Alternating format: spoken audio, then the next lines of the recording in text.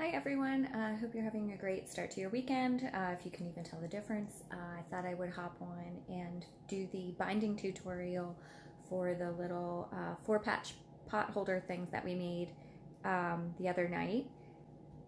Sorry I didn't get it up sooner, I have a lot of more people to work around being home right now, so I don't always have time in my studio to do things. I'm sure you can all relate. So I have a piece of the same blue that I used for the backing I'm going to use for the binding and cut it up. It has like a little stain on it, I don't know, so I'll just try to avoid that when I'm cutting. But I line it up on my mat and I'm going to cut like 2.5 inches with my ruler and rotary cutter. So let me get that set up and pop you on the little, whatever this thing is. So I make my binding at 2.5 inches, which is basically the standard. And I'm just going to cut this up and try to get as much out of it as I can, which doesn't look like it's actually going to be enough. So I might have to go digging and see if I can find yet another piece of this light blue. I don't know. We can see. Maybe 2 will be enough. I don't know. I kind of just roughly measure by going around. Ooh, that's going to be really tight. I don't know. I might look for another piece. Hold on. Okay, I was able to find just one more short piece. I think I can get 2.5s out of this.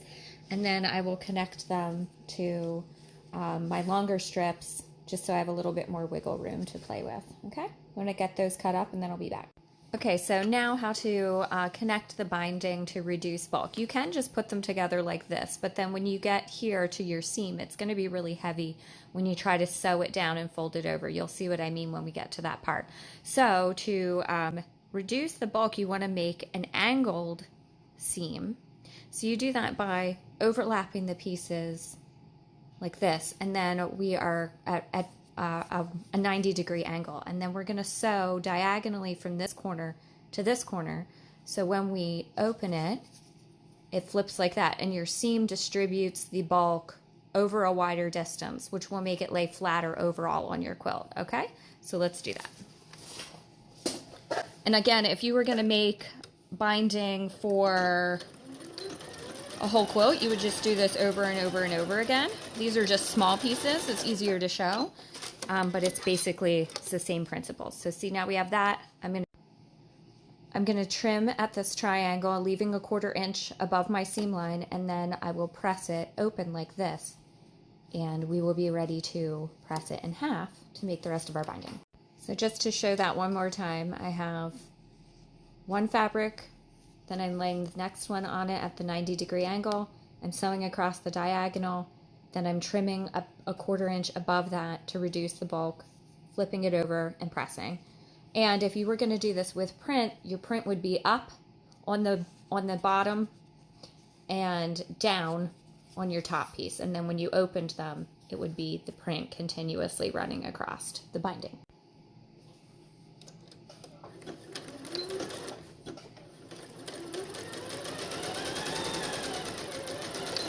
If you didn't feel like you could eyeball it, I mean, obviously I've made hundreds, if not thousands of pieces of binding, so I just eyeball corner to corner. But if you don't feel comfortable doing that, you could take a pencil and a ruler and draw your diagonal line and then sew on that line. So now I'm over at my pressing table, and I am going to fold this nice and flat. And then when I fold it over with the wrong sides together, and I'm going to line the raw edges up and press all along here, creating a little, what will eventually become a tube. It will sew the raw edges of the binding along the raw edges of our quilt, and then when we fold it over, we only have all of these, we only have like fabric showing, we won't have any raw edges of anything, and this double layer of fabric makes the outside edge of the quilt really durable.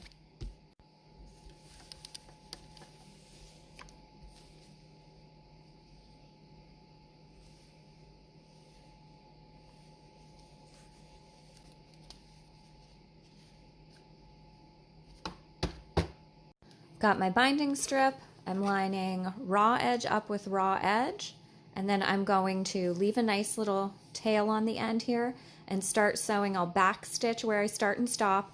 I'll sew into the corner, but you don't want to sew off of the edge. You want to leave your seam allowance there 1/4 of an inch. And then when you get to there, to that end and you back stitch there, we'll break our thread and pop it off the machine and fold it up so that this raw edge is parallel with the raw edge of the next row or of the next side. And then we will fold it down and make this nice and straight here. And we will create a little pocket so that when we fold it over, it will have that really pretty, clean, crisp, mitered edge. And I'll show you that as we work through. I don't like to sew my binding on by hand. I know some people prefer to do it that way. So I start on the back, and then whenever I flip it over, the extra sewing will be nice. It will be nice and neat on the front, which is the top side of the quilt. And then if there's a little bit of extra sewing lines down the back of the quilt, it's less noticeable and it doesn't bother me. Some people hand stitch it. Honestly, just don't have the patience for that. Also, I would have to charge a lot more because it would take a lot more time. So, but if you're at home and you prefer to do that and you're going to keep it for yourself, that is a good solution. So you wouldn't have any extra lines of stitching because you could hide that those little stitches with your hand. Okay, we'll sew down the first side and then I will show you how to pivot in the corner.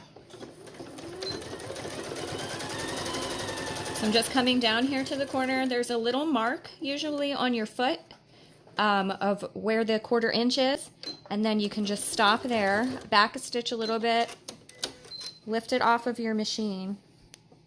We're going to fold it up so that the raw edge of the binding strip is parallel with the, or is on the same line there as your next edge. We're going to create this little corner and press it with your finger so it's nice and crisp. Then bring that back down and create your little corner pocket of your binding. And then I'm going to throw a pin in there to hold it in place and sew down to the next corner and do the same thing. The more you pay attention to lining up your straight line going straight up from the edge of the quilt and making this a nice even pocket area will help when you flip it over to the other side that your miter will be really on point. Perfect. Okay. So now put it back under your machine. I'm going to do a little back stitch up here at the top. So all the way down to the next corner, stopping with the little seam allowance, and then do the same corner.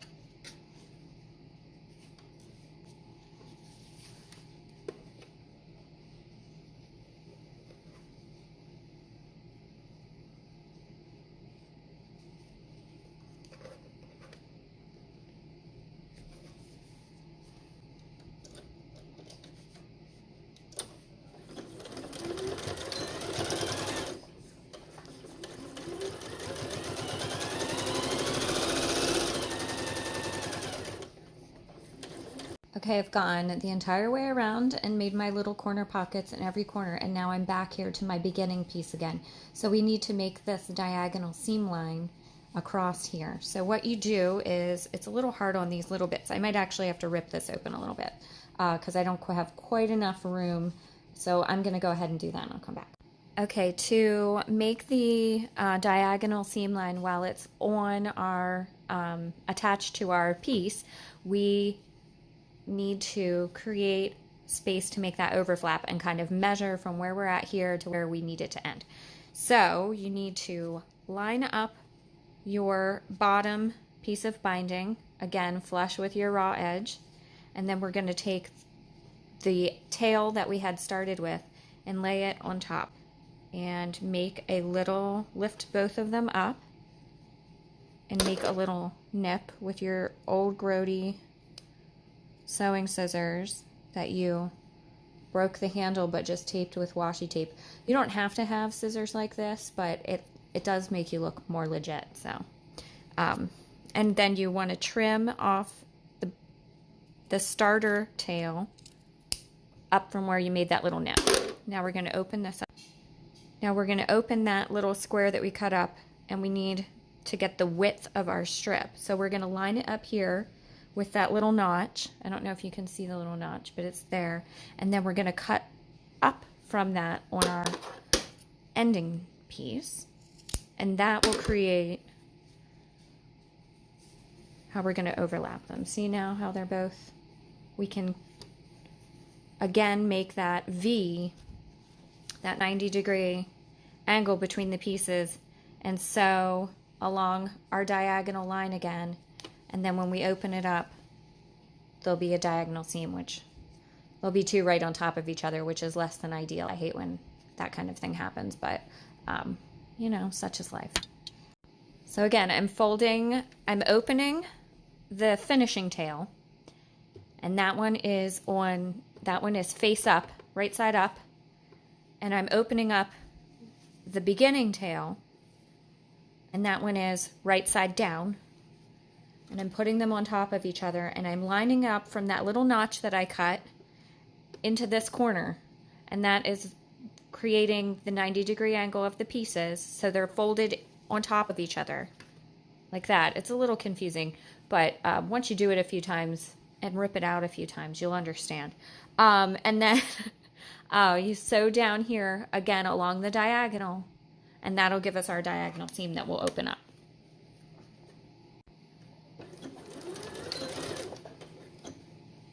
And you can adjust things as you go, or you can pin, whatever works for you. I just kind of adjust it as I go, making sure everything's lined up where I want it to be lined up. And sewing down to that corner.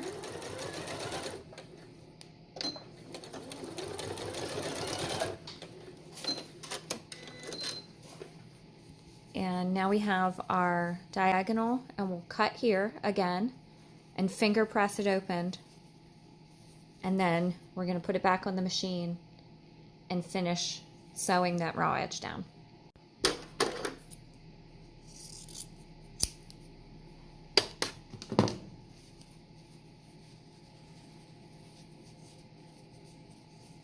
I'm just smoothing it down with my fingers so it lays a little flatter while I sew, or you can take it over and press it, but it's not really necessary for that bit. And then we're just going to go ahead and sew the rest of that down.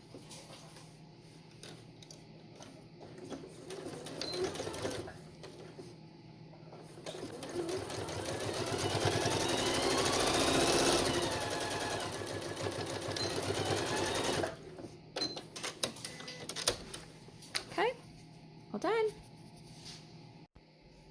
Now we have some beautiful sunshine streaming in through the windows, and we are going to take our iron and now press this edge out so that when we go to fold it, it's nice and crisp, and we have a bunch of fabric to work with coming across the front. We're also going to press out into the corner. So to get this to fold over for us, we need to press that out, and then when we come around here, we will tuck and pin, and see how you're going to get that miter. It'll look better when we press it. So let's do that.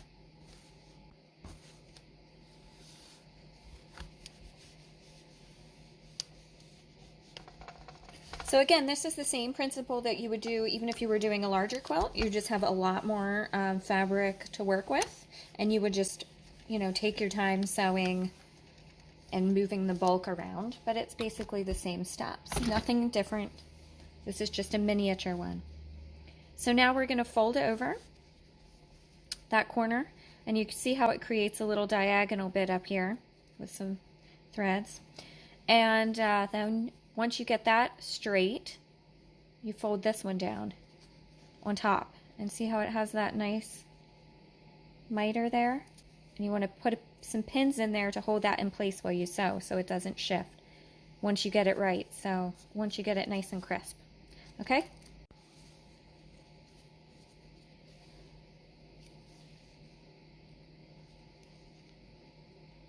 I put them right into the corner to hold it so they don't shift.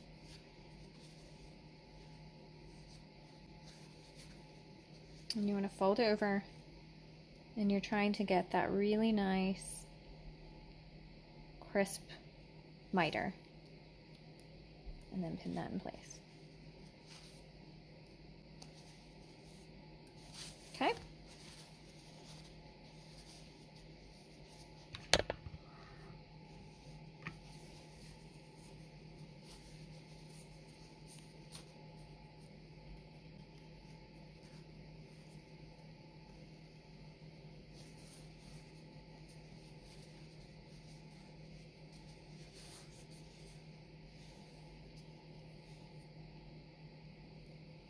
So now it's pinned around every corner. I've made all my little miters. So all we have to do now is take it over to the sewing machine and sew. I like to just sew right down as close to the edge. We'll give like a little bit of a gap there, maybe like a 16th or a 32nd gap. And sew that, top sew that down, and there'll be a little bit of a line on the back. Mine usually falls just to the inside of where I attached it the other time, so right to the inside of that little fold there, and then we'll be all good. So just you know, go the whole way around the perimeter, sewing everything down, and try not to sew into your pins. I kind of slide them out as I approach, and you know, as slowly as I can, coming up on it so that I don't shift my point out.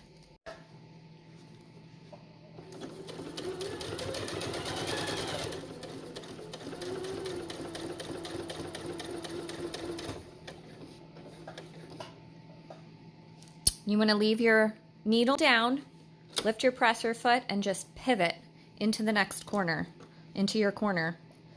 And again, remove your pin.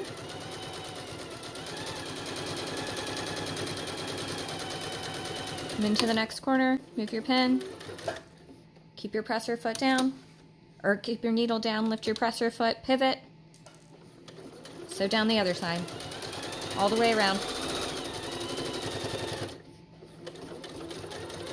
I like to machine stitch, however, because I feel like obviously it's going to be a little bit stronger of a stitch than probably what I do by hand sewing, and it's going to be more even. And you know, thanks so much for joining me, and I appreciate all of like the really nice feedback I got from doing these. I'll put it up on my YouTube channel again and save it to story if you don't have time right now in the next 24 hours to make one. So, and tuck anything. Might have to tuck a little bit, especially right here where our seam is. And last corner, and then just come right up to where you started, and give it a little back stitch. All done. See? Fabulous. And you have those really nice, can I get it? Really nice, beautiful mitered corners. They're a little tiny bit off because I was paying more attention to the camera than sewing the corners, but especially I think that's more true too if you're making this for the first time too. They'll shift a little bit, but you know what? You're not a robot. You're not a machine. That's that beautiful handmade touch. That, you know, it has those little perfect imperfections. So just embrace it and have fun and do your best. And of course, like anything else, the more you practice, the better you'll get. But here is our little finished pot holder, complete with loads of extra threads that you can just go around and trim. But you see in your fold, and I'm sure there's people out there that have great hand stitching, binding tutorials, but you're not going to get that from me because I don't do those. Of course, it takes less time. So those are some of the reasons that I like to do that. But there you go. So I hope that you enjoyed that little tutorial on how to do binding, little quick and dirty sewing session for you this weekend. You know, I hope everybody's doing well out there and staying, you know, sane and happy as you can, and healthy, of course. So take care. Bye-bye. You can see here on the back the line of stitching from the front. That doesn't particularly bother me. If it bothers you, again, you could do it kind of the reverse and hand sew it down and hide those stitches.